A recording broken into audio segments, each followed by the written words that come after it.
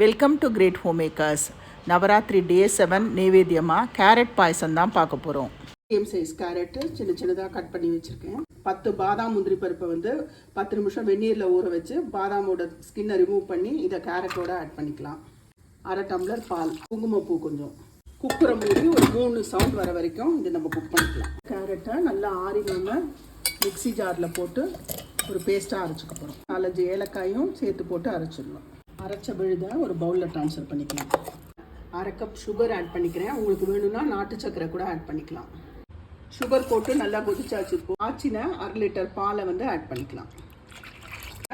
1/2 cup condense milk சேர்த்துக்கலாம். இது கொதி வந்தாச்சு. அவ்வளோதான், நம்மளோட சூப்பரான carrot payasam ready. Welcome to great home makers. Navaratri day 7க்கு வேர்க்கடலை சுண்டல் தான் பார்க்க போகிறோம். 1 கப் வேர்க்கடலையை ஒரு 4-5 ஹவர்ஸ் நல்லா ஊற வச்சுக்கணும்.